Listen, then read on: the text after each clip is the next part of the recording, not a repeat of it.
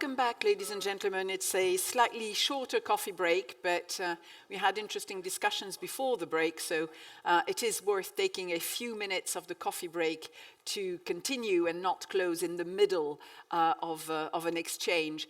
You will have lunch break very shortly anyway. There's only one session between now and lunch, so you will be able to continue your conversations.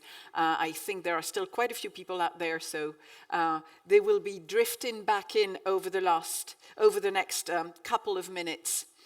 One of the main difficulties of European elections is to dissociate the European elections and the campaigns related to them and national issues, and that is in all the member states. So we will highlight this particular challenge with our experts in these panels and see what measures can be taken in order to bring EU citizens to engage more actively, but with a pan-European view. To lead us through this discussion, we have with us Gabriele Bischoff, who's a member of the European Parliament, Martin Vink, who's the chair of the Citizenship Studies at the European University Institute, and Asia Kavrakova, who's the executive director at the European Citizens Action Service, ECAS. I will hand over the moderation to Enrico Forti, who's Director for Institutional Relations at the Secretariat General of the European Commission.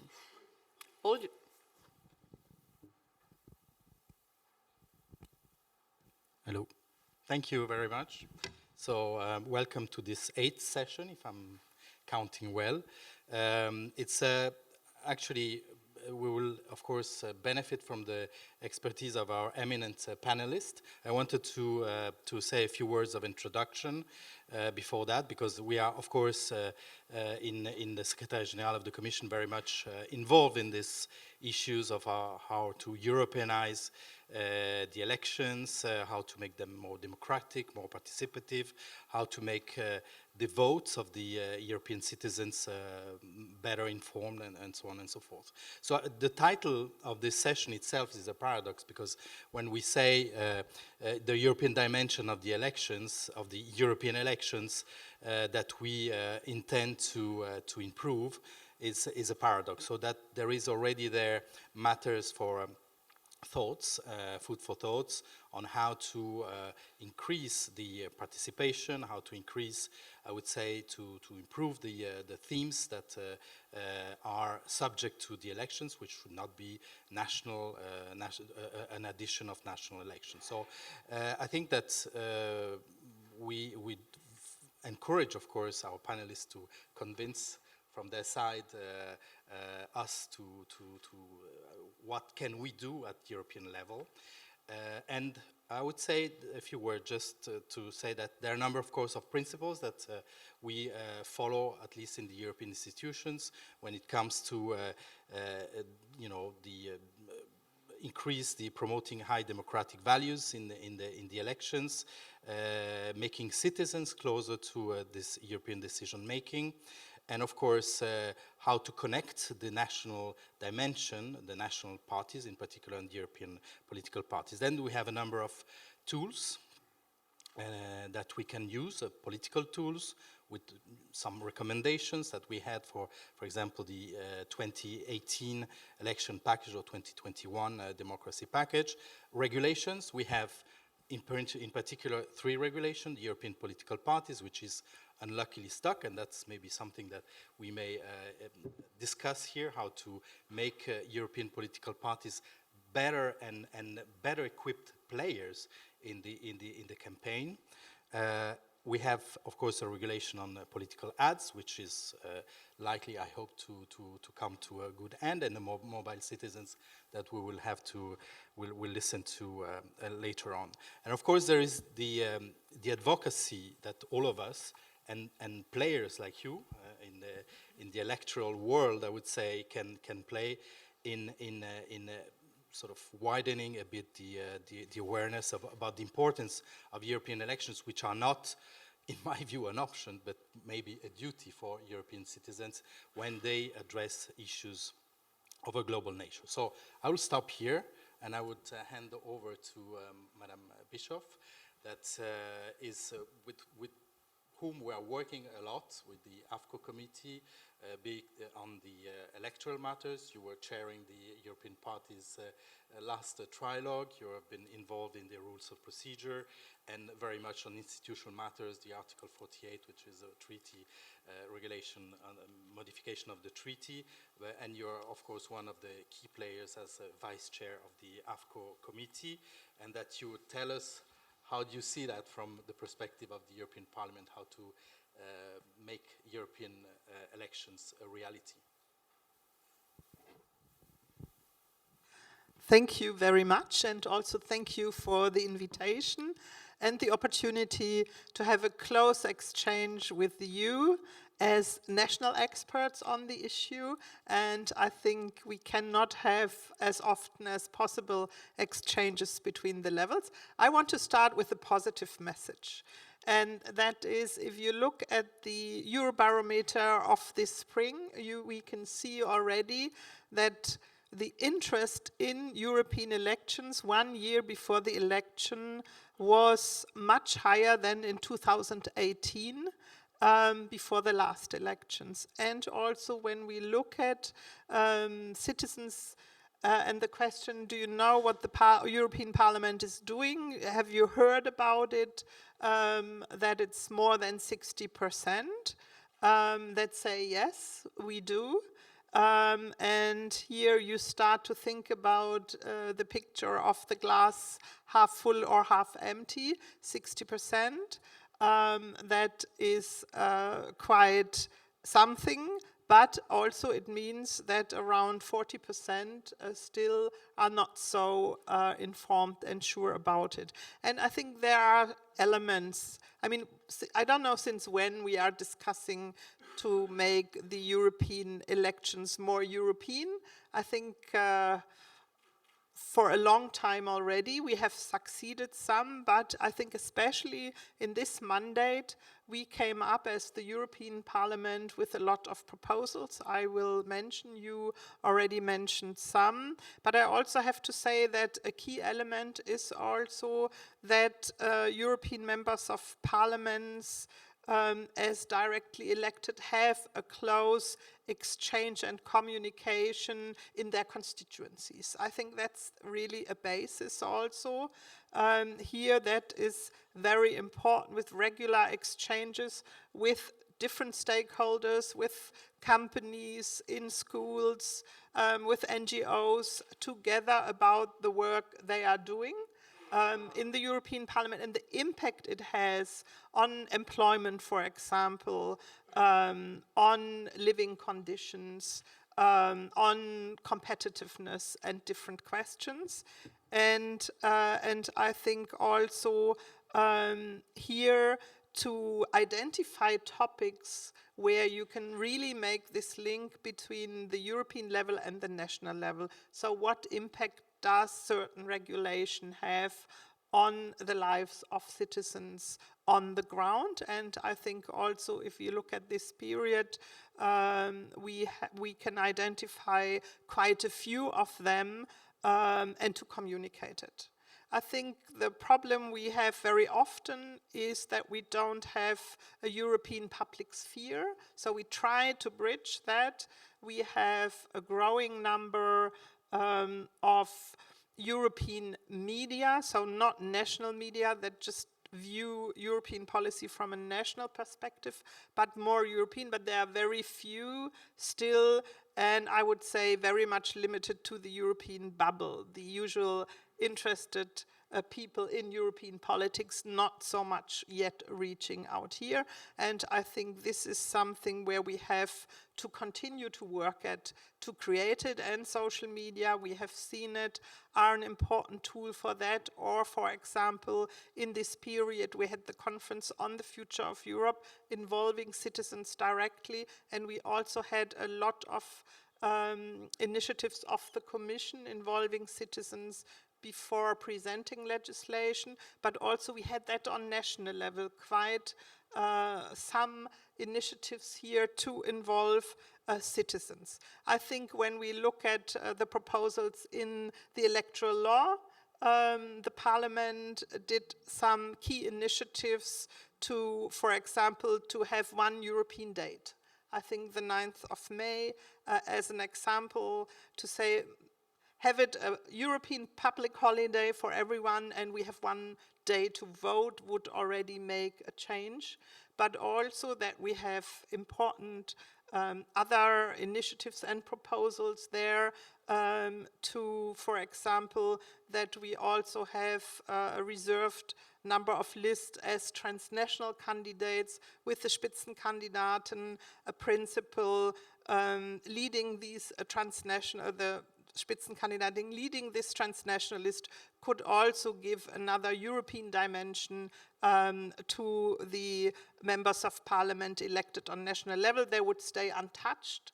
So this would be on top, could also improve it. But when we look at the council at the moment, I think it took some time to react to this. I want to put it very diplomatically, but I think it's important to discuss it and to see how we can get forward. And last thing I want to raise is the question of European political parties. I said we are still missing a European public sphere, but European political parties could and should take a much stronger role to bring in this European dimension. For this, they need to be visible. This is also, I'm also a shadow in the trilogue on the European financing of the European political parties, and I think to have them visible in all member states also, as we discussed and proposed it from the side of the Parliament in the European elections, in the national campaigns, could be one step forward to achieve that. And I think we should try to finalize also this legislation in this mandate to give a clear signal here. And I will finish with a comment that I think also when you look at the Eurobarometer, you see a higher interest, but people also, and especially also the role of NGOs on national level, on political parties, to raise awareness about the European election and to mobilize people, especially young people, as we can see, and that was something also that we proposed in the European electoral law to start much earlier where it is possible in the member states, involve young people that they can participate from the age of 16 and with this also involve much more young people before we start the elections in this process and also to focus on them in some of the campaigns. I think with this we already have some tools. You were talking about tools, how we could achieve to have these European elections more European and not limit it especially to national topics or as an easy way because it is an election that is not so important that where you don't have to invest as much resources as you would do on national level. Thank you very much. Thank you very much, Madam Bishop. Very interesting food for thoughts and for discussion. I encourage you later on to intervene on the number of things, in particular on the responsibilities of member states to help in this process. It touches upon also a matter that Asja will discuss on the participation of civil society. But I give the floor now to Professor Martin Vink. He's the co-director of the Global Citizens Observatory, because there is also a category of electors, of voters that is growing, that the interest is growing, and that maybe were a bit neglected in the past, and that are a reality because we are more global. Citizens are moving from one country to the other. So you'll tell us about how to make a reality of the votes of the mobile citizens. Thank you. Thank you, Enrico, and good morning, everyone. It's a delight to be here and discuss this important topic with you. So maybe as an academic, I will start instead of the glass half full with the glass half empty. When we talk about the mobile EU citizens, I think there are really yeah, important challenges still. I promise that I will end with a slightly more optimistic note. So first of all, so at the Global CIT, the Global Citizenship Observatory, we study the global regulation of the acquisition and loss of citizenship and also the electoral rights of migrants. And we've done a lot of work on that in the context of the European Union with Aisha, for example, on mobile EU citizens and how they participate. And it would be really interesting to discuss this with all of you here. Of course, are very much involved in the procedural elements to that, and I will go into some of those. So first of all, I will talk about three things. Why does this really matter? What's the problem? Secondly, what are the main obstacles? And thirdly, yeah, what's the way forward? This will be the optimistic note. Yeah, why does this matter? First of all, how many people are we actually talking about? So about 11 million people is about 3% of the electorate, the European electorate. You could say maybe the 3% doesn't sound a lot, but 11 million does sound a lot. When we compare turnout among mobile EU citizens to the non-mobile EU electorate, we see that mobile EU citizens participate much less than the non-mobiles. So among the non-mobile population, of course, turnout for the European Parliament elections is also not high, about 50%. But among mobile EU citizens, as far as we know, there are data restrictions. This is about 25%. So only 1 out of 4 mobile EU citizens votes in the European Parliament elections. Mobile EU citizens can do this, of course, for their state of residence or their state of citizenship. They mostly do this for their state of nationality, but this is a function of time. So the longer people reside in another member state, the more likely they are to participate in the elections there. Now this, of course, is really important because when we talk about mobile EU citizens, in many ways they are the pioneers of European integration. They are directly affected by free movement regulations, and I think we really have a problem when those people who are really directly affected and in principle, from what we know from research, strongest supporting the process of European integration are less likely to participate, right? So relatively more people participate who are less positive about European integration. So secondly, what are some of the main obstacles, right? So what's the diagnosis? Why do they not participate so much? And here I think we should really talk about practical issues. So there is, of course, a structural issue that was already mentioned, the second order dimension of EP elections, and that's not something that I think we can solve easily here, so I will not talk about this. I will talk mainly about the practical elements of this. And there are actually many practical things. In all the studies that we've seen that the regulations under which people can participate in these elections really vary enormously across member states. And it's quite complex. As I already mentioned, people can vote for the, let's say, the nationality state or the residence state. So they might encounter obstacles on both of these sides. So 3 obstacles to mention from some of the reports that we've done. Eligibility restrictions. So when are you actually eligible to vote in the member state of a residence? This actually varies. In some member states they have a sort of a minimum limit of 50 days of residence, after which you can be enrolled on the electoral register. But there are also member states where you have to wait for 6 months. So this is still quite a large variety. Registration restrictions, I think these are really the main part, combined with the information shortage.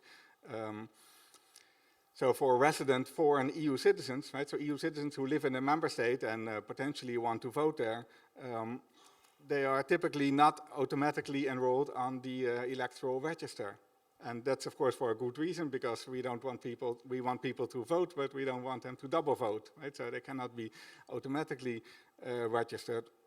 But that means that people have to use the Y32 form, but you have to find out that there is such a form, that it has to be completed, how to do it, and so this is quite challenging. So as part of the recast of the directive that I will come to in a moment, the Commission and the Parliament has, I think, made this a bit more precise, has suggested that this will be an immediate registration, right? So not automatic, but immediate, and that means that once you register in the member state of residence, at least there will be an immediate clarification of the procedure under which you can register.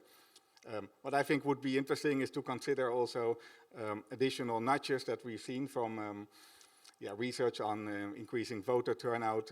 We know that people, of course, may be more or less interested to vote, but they can be nudged into especially using information nudges, and with EP voters you might think of not only the immediate reminder at the moment of registration, but also 2 or 3 years after, or certainly sometime before the elections, that people would be reminded, well, if you want to participate, this is how you do it. It's important to consider this not only from the member state of residence, but also the member state of nationality, because we see that most people actually are inclined to vote for the state of citizenship. And here we see also a lot of variation, especially with regard to vote modalities. So for example, remote voting. There are actually 9 member states that do not guarantee voting from abroad. Or in some member states, you can only vote if you reside in another member state. And so, there are really structural constraints. Let me conclude with the third point that I wanted to make. What's the way forward? Well, the good news is that actually the diagnosis is relatively precise. We know actually quite well what are the practical obstacles. The Commission has already proposed a recast. This has been discussed in Parliament, and it's now stuck. We understood yesterday from the Spanish presidency that this will be put on the agenda. This will, of course, not be on time for the next EP elections, which I think is really a missed opportunity. We do know from all of those discussions, of course, what needs to be done, and so there is still time to take measures between now and next May, and it would be really important to discuss with all of you what are the measures in the different member states that you are taking to ensure that mobile EU citizens are able to participate both in the member state of residence or in the member state of nationality. And to wrap up, we'll have a separate session later on vulnerable groups, but that's of course something that's really important, facilitating the entry and exit on the electoral roll, information dissemination, and exploring remote voting options. And so those are all of those elements are already on the table. So it is really, there are important practical obstacles, but some of the recipes on how to overcome them are actually well known. So it's a question of how and when do we implement them. Thank you. Thank you very much, Martijn. I mean, of course, these are very, very important matters. And just one comment, of course, even if the regulation or the legal act is not in place for the European elections, it would be the case probably also for the European political parties. It's important that anyway it is adopted before the EP recess, because it gives anyway a signal and it allows the players to anticipate the rules. So I think now we're reaching the intervention of Asia Karvakova. She's working on the European Citizens Action Service, not to confuse with European External Action Service, but is probably as important as that. And she will tell us about the role of the civil society regarding the European dimension of the election, which is, of course, a very important matter. Thank you, Asia. Thank you very much. Just to tell you that we are much older than the other service. We've been into existence for more than 30 years already. And yes, our mission is to empower citizens to exercise their rights, especially as European citizens. So needless to say, what is coming up next year is very important for us. So what could be the role of civil society? I'm just going to give you 3 examples of what we are doing. We are an European network. We have more than 150 members across Europe and beyond. So of course, the first and utmost in terms of importance thing is raising awareness. But as we know nowadays, people do not love to be a target of awareness raising campaigns. So they love to participate in them, to be engaged and to have to inform themselves through an interactive manner. So therefore, what we are doing at the moment, and none of those initiatives that I will mention have been concluded yet, it's ongoing till the end of the year, so I'm going to share just some preliminary results of them, are two crowdsourcing exercises. Most probably you know that crowdsourcing means soliciting the wisdom of the crowd on a number of subjects, mainly through online means, but not entirely. So we are doing two crowdsourcing processes with citizens, European citizens at the moment. One of them is called European Dystopia. So what we are doing is that we are asking Europeans what is their worst nightmare in terms of the outcomes of the European elections. What can go so wrong that we wouldn't want to wake up after the elections? So basically we are soliciting their fears. Then we are asking at the second stage, okay, what can we do as Europeans to prevent this nightmare from taking place? And last but not least, we are asking each and every citizens to make a pledge of what they personally, as an individual, can do in order to make sure that we end up with European elections which will enable a more and better Europe afterwards, European Union. Then the second crowdsourcing process is something that we do regularly and annually. It's related to our Citizenship Innovation Awards. We have those every year. So this year, of course, we are asking citizens to tell us what we can do all together in order to foster participation in the European elections, and especially participation of young people. Most probably you know that a number of member states have already lowered the age for voting, so we will have about 270,000 teenagers going to the polls eventually and hopefully next year. So we need to prepare them and also to engage them to make sure they know what is at stake.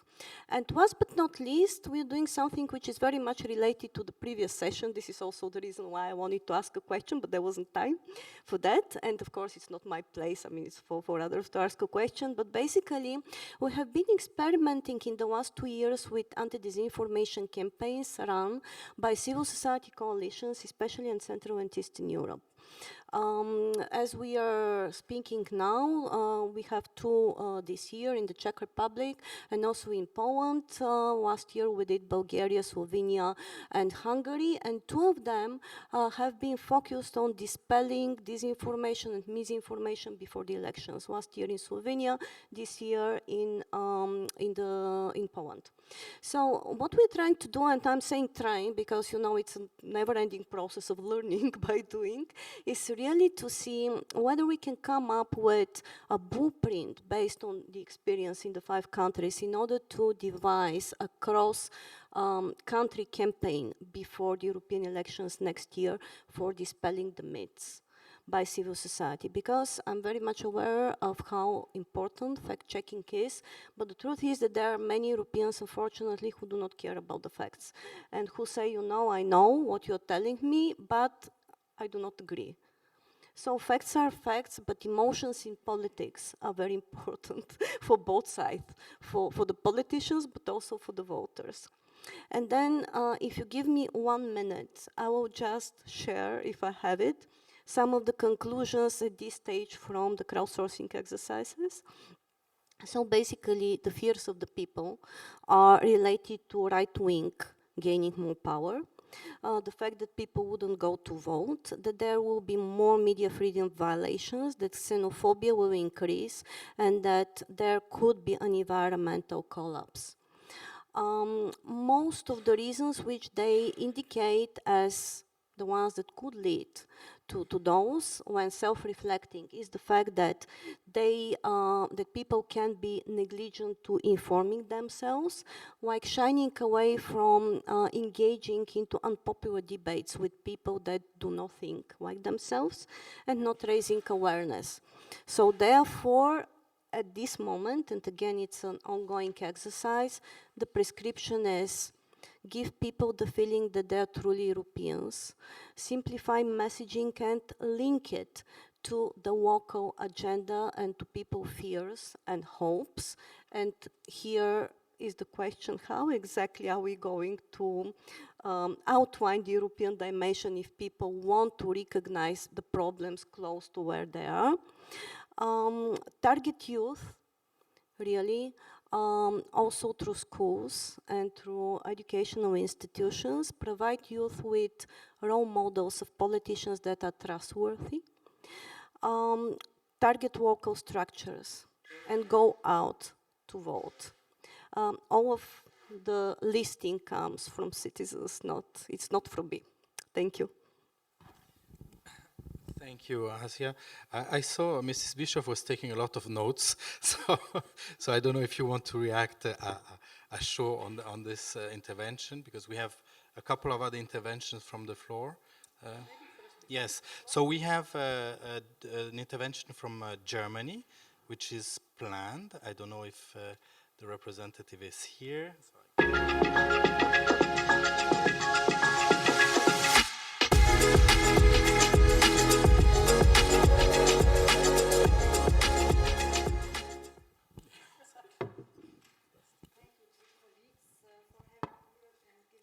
The chance to share some thoughts from the German perspective.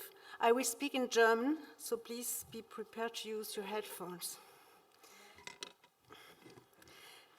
Sehr geehrte Damen und Herren, liebe Ladies and Kolleginnen und gentlemen, dear wir colleagues, haben uns gestern und heute schon yesterday häufig aus and verschiedenen today we Blickwinkeln already mit had der a Frage few beschäftigt, exchanges on wie wir die the Bürger der questions, Europäischen Union how motivieren can we make können, certain that we sich für das motivate the Großprojekt citizens of Europa Europe zu begeistern and und give zu them engagieren. enthusiasm for the large project that is Hierzu gehört Europe sicher and auch the die European Frage, Union. wie das Part of this is the Bewusstsein der following Bürger question: für die politische how can we make Bedeutung der certain Wahlen that the Europäischen understanding of Parlament the geweckt und citizens geschärft for the werden kann? significance of the European elections can be Wahlen zum highlighted Europäischen and Parlament enhanced? leiden The unabhängig von European der wachsenden elections institutionellen Bedeutung dieses not only Organs, suffer einer schwachen from the und national problem uneinheitlichen that Wahlbeteiligung. there is a very Schauen wir uns die Zahlen von differentiated 2019 voter genauer an. turnout. Let's look at 2019 in detail.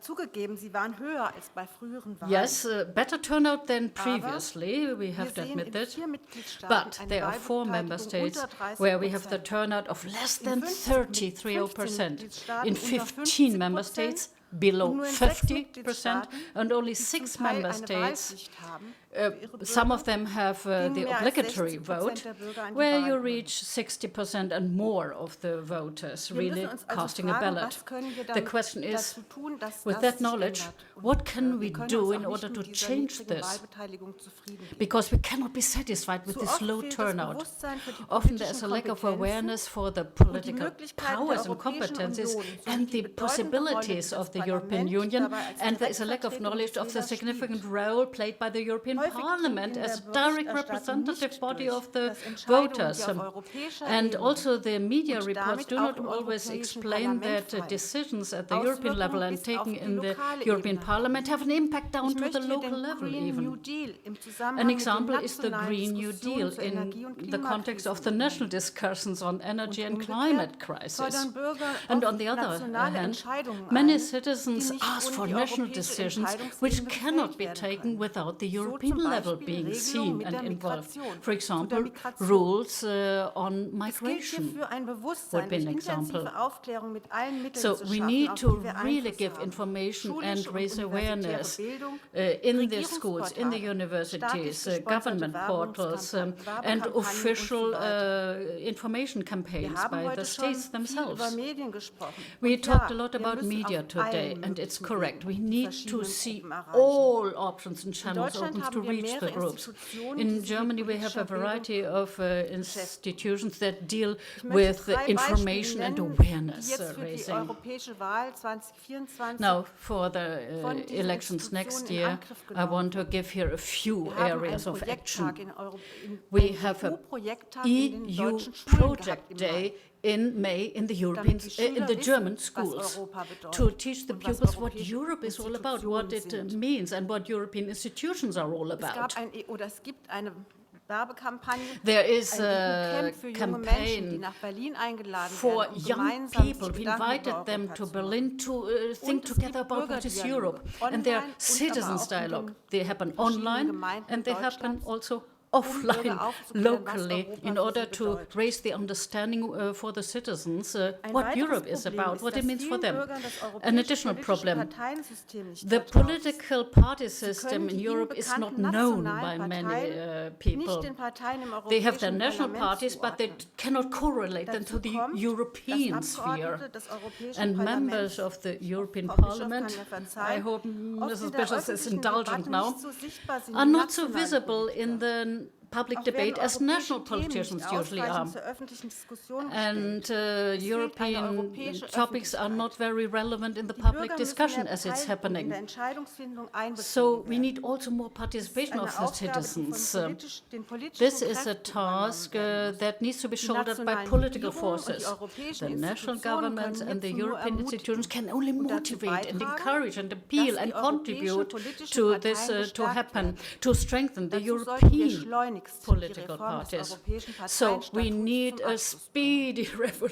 reform of the Bestrebungen für European mobile Party Bürger der Statute. Europäischen Union sicherzustellen, dass sie gut And informiert und ohne we need bürokratische good Hürden information in of ihren the citizens, Bundesstaaten an and der we Wahl need teilnehmen ease of können. access to Ist be a ebenfalls ein voter in the wichtiges European Projekt, das elections. wir mit That's Nachdruck also an important project. We are Deutschland happy to wird sich see im it. Rat konstruktiv in die In the anstehenden Council, Diskussionen einbringen. Germany will be a constructive Zu guter Letzt participants in möchte the ich dafür discussions. werben, And dass wir finally, a zügig little appeal Reform des to being Wahlrechts im speedy, to Europäischen being Parlament in Angriff fast nehmen. with reforming Direktwahl the von voting right. 1976 We wird have the der gewachsenen direct politischen Bedeutung des Europäischen election Parlaments dating back nicht to mehr gerecht. 1976, which no longer Für reflects Deutschland darf the ich sagen, dass wir significant den political Vorschlag des Europäischen importance Parlaments of the vom Mai European letzten Jahres Parliament. begrüßen. Well, wird Germany is happy with the integrationsfördernd, proposal indem from the den seit European Parliament dating 1976 from May nahezu last year. unveränderten It enhances Direktwahlakt modernisiert integration because we need und to die Durchführung der modernize Europawahlen the stärker direct harmonisiert. election Die legislation. Bundesregierung bekennt We sich need better ausdrücklich harmonization zu as einem well. einheitlichen The federal europäischen government in Wahlrecht Germany mit, upholds Frau Bischof a hat's vorhin schon uniform erwähnt, European teils voting right transnationalen with Listen und partly einem transnational verbindlichen list. You heard it mentioned by the Spitzenkandidatensystem. panelists, Beide and with the Instrumente stärken system das of demokratische Momentum der Spitzenkandidates, Wahlen zum of top Europäischen candidates. Parlament.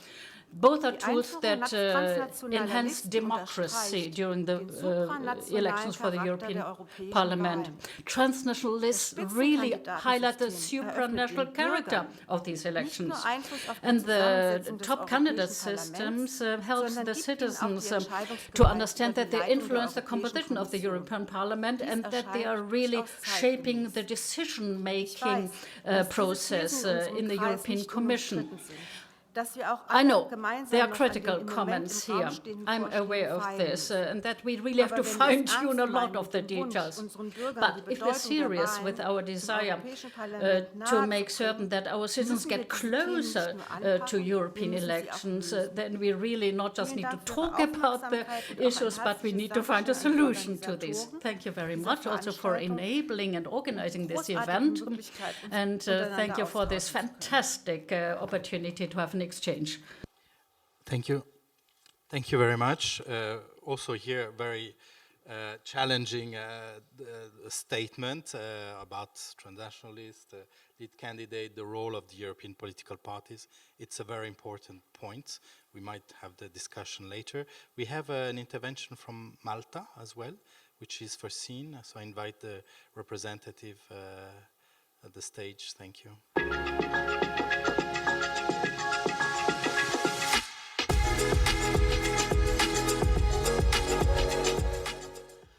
First of all, I wish to thank the organization of organizers of this local high-level event on elections for the chance to give the views of, I think, one of the smallest or the smallest member state within the European Union.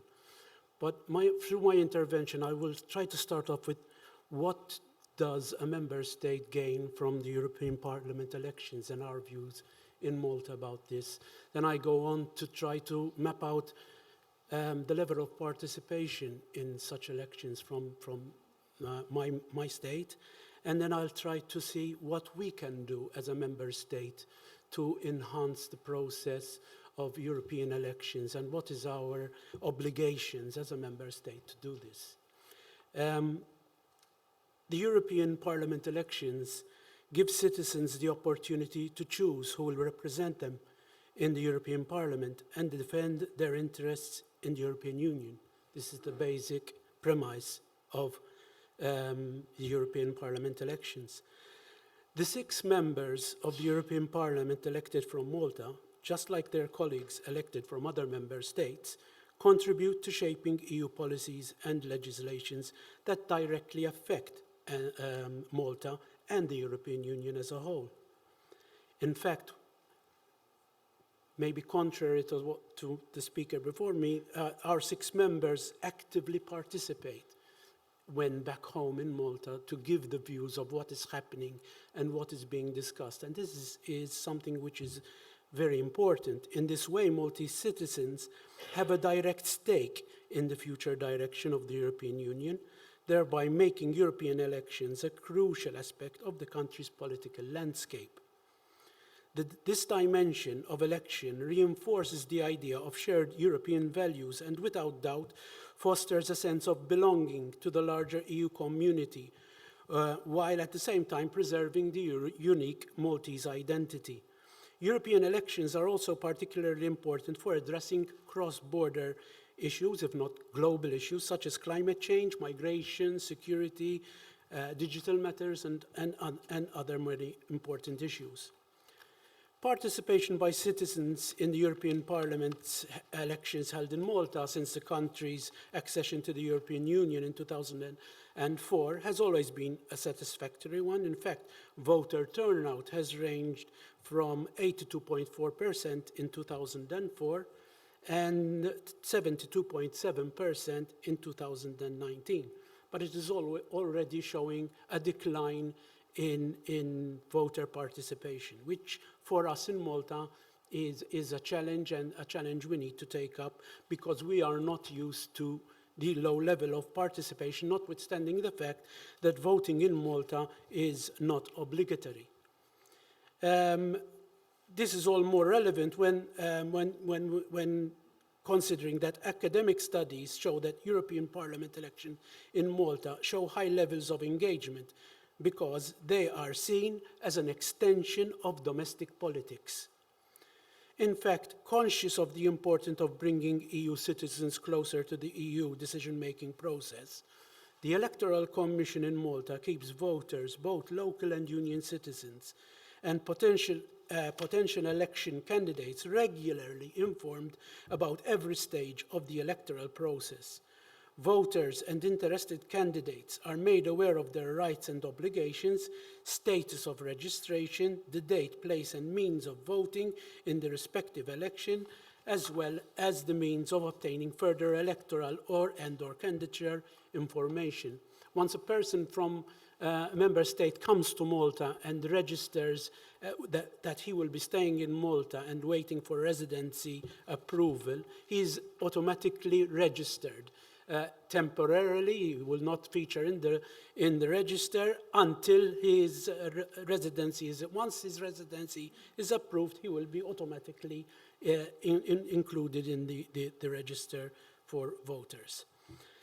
This is done first and foremost through the issue of the information we give out is done first and foremost through the issue of regular press releases, leaflets.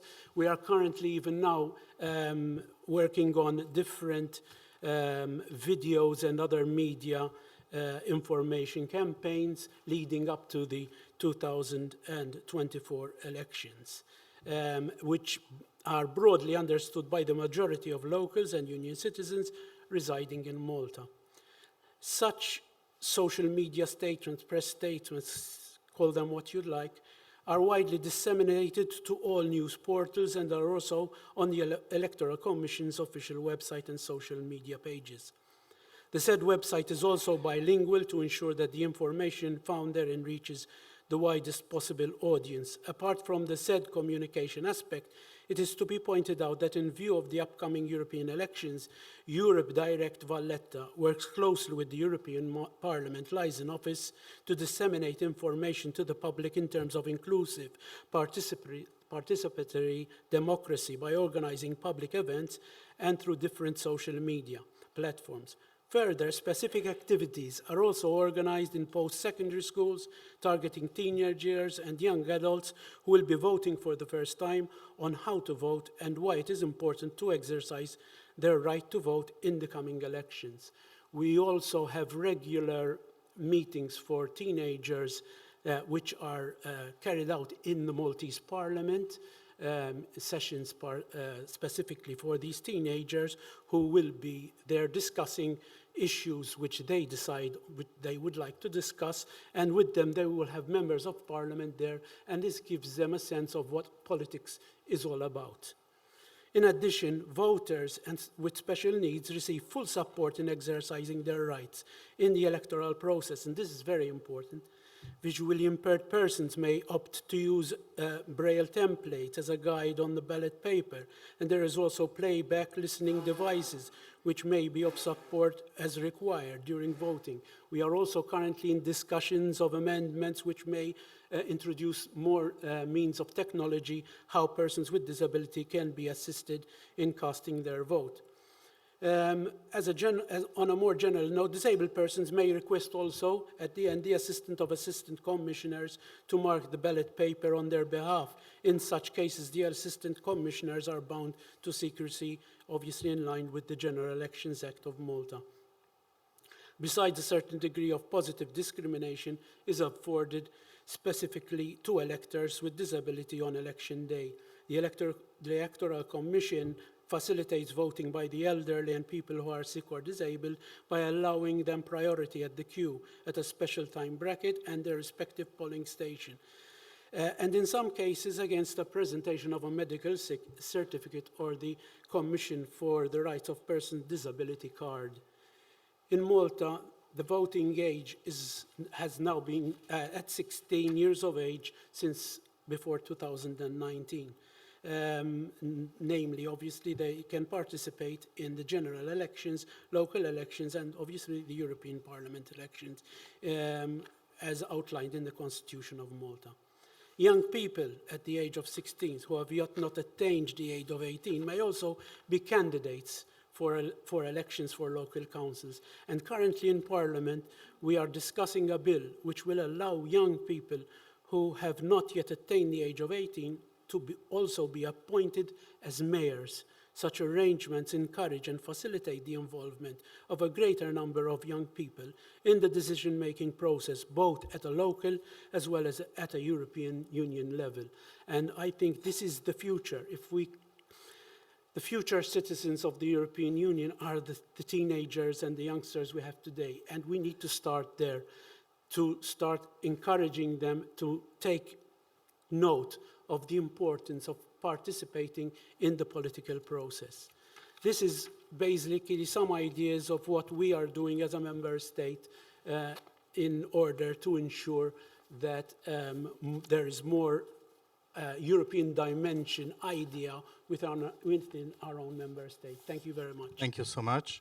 Of course, the question you raised about accessibility is very important, because this is a group of voters in special needs and which represent a large part of the population.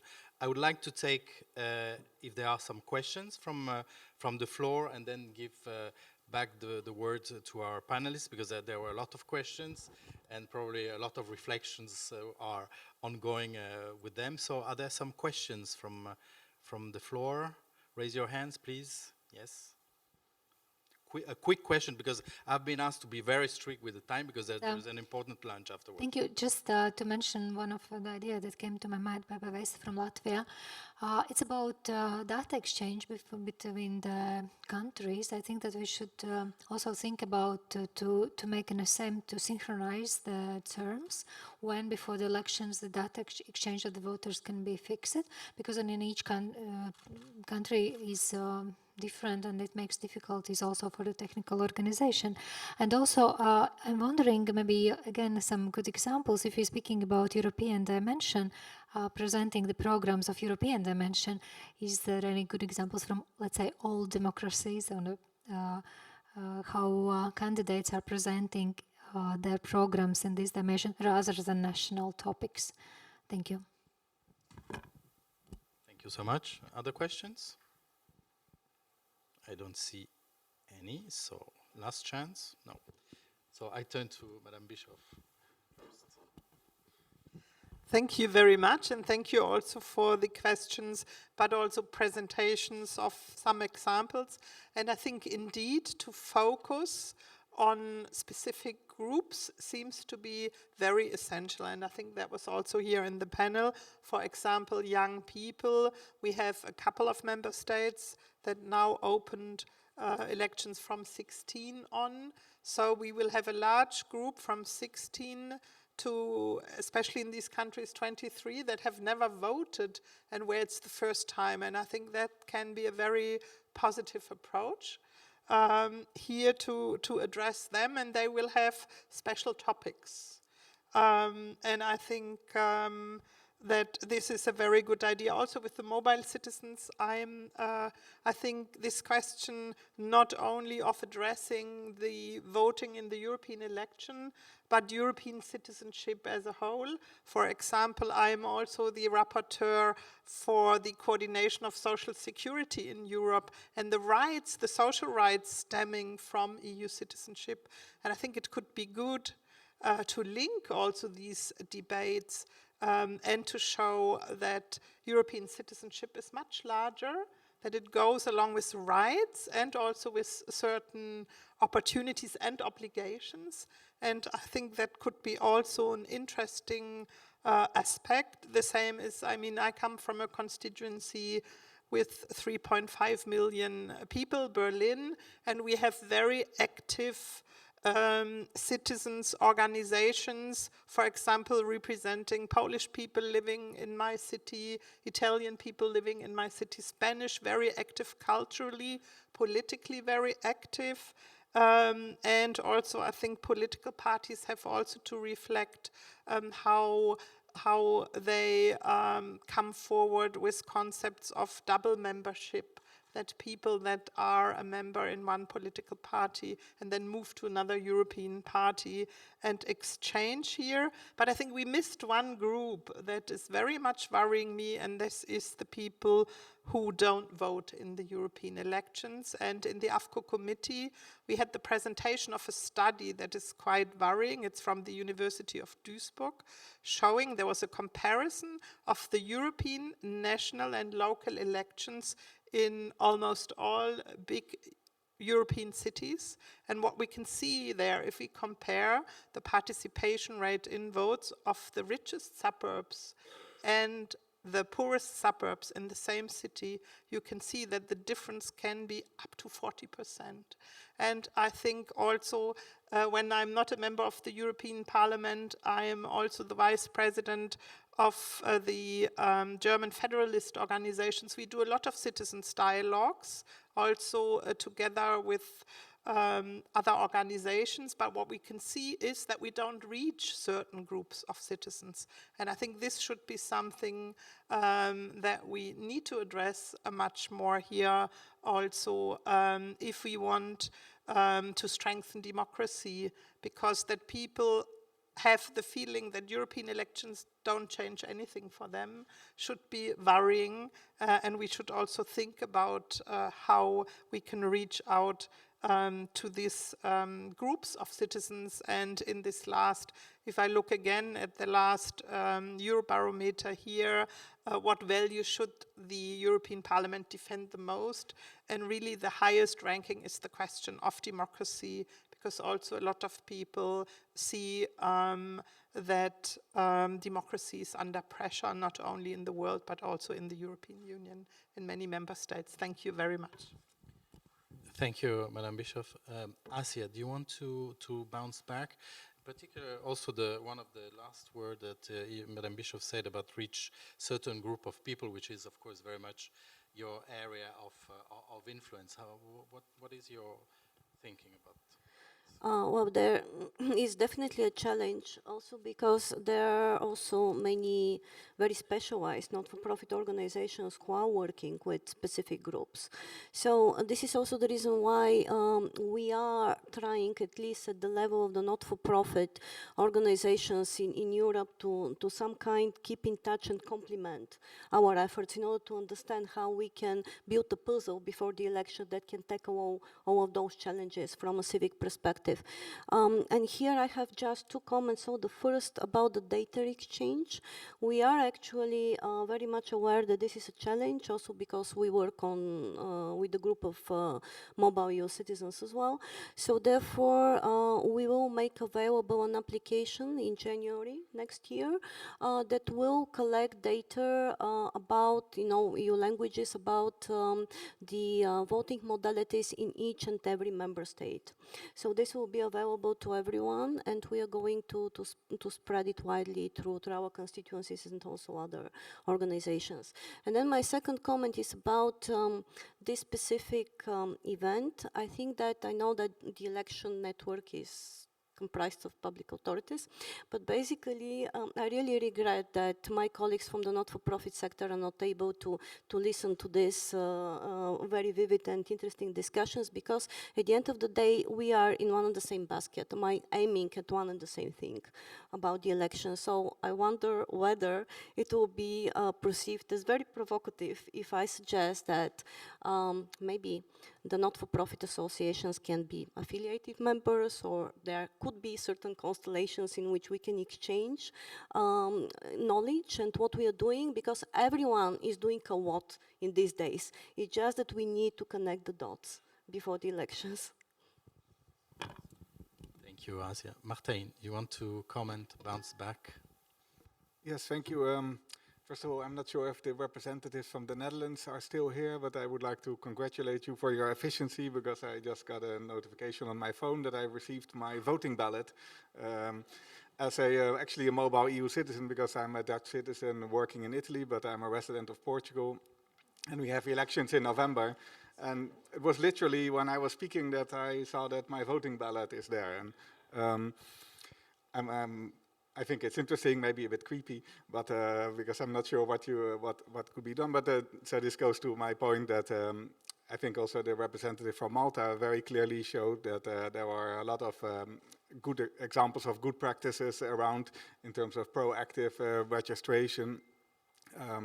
I think also with regard to use of technology, one thing that's really important is questions of, it's really, I think, about practicalities, right? So Madame Bischoff mentioned this idea of linking this to social security, and I completely agree that it's very important to make clear to European citizens what are the benefits of European integration. In some ways it's also challenging in the sense that European integration or the European Union is a victim of its own success, right? Because it's in many ways about taking away obstacles to free movement, and the more effective the European Union becomes in taking away those obstacles, the less we are aware that we need the European Union, right? So that's in a way a philosophical problem, but I think there are actually still lots of practical steps that we can do to make sure that, right? So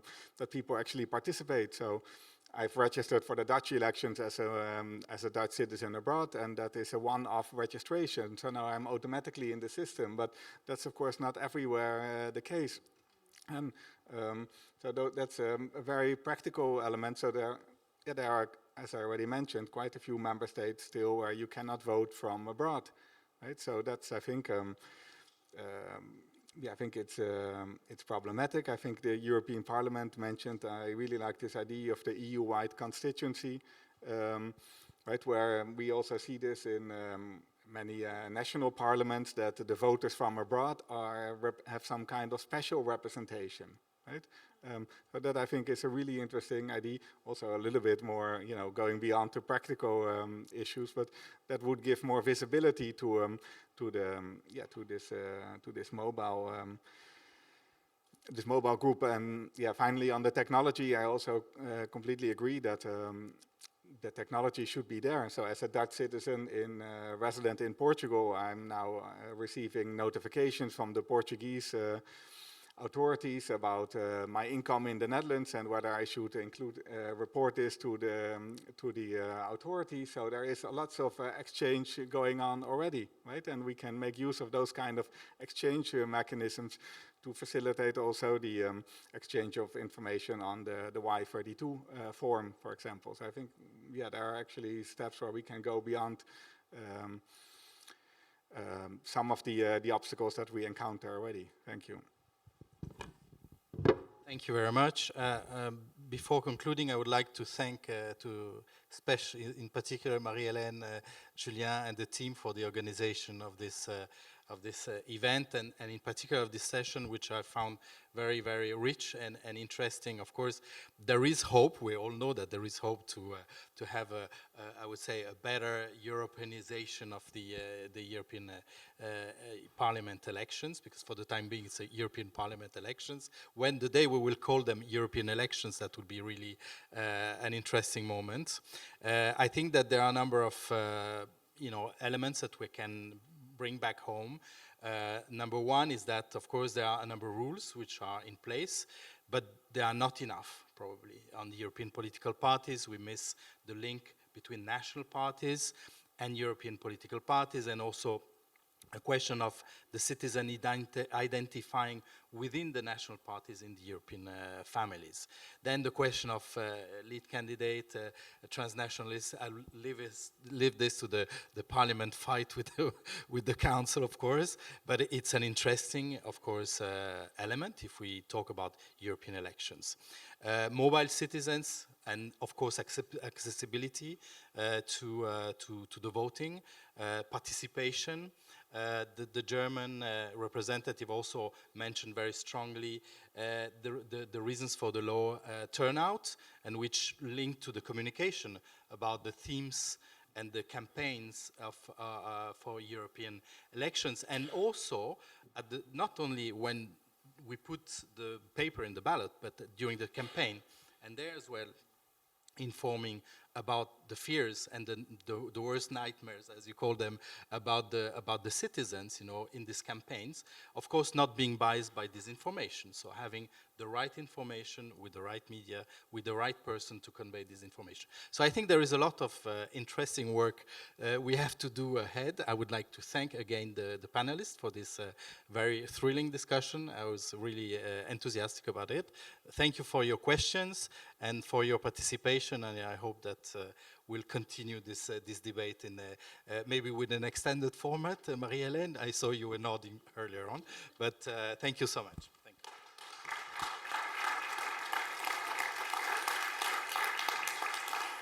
Thank you very much to you all. So we now break for lunch and we resume at 1:30. See you in 1 hour.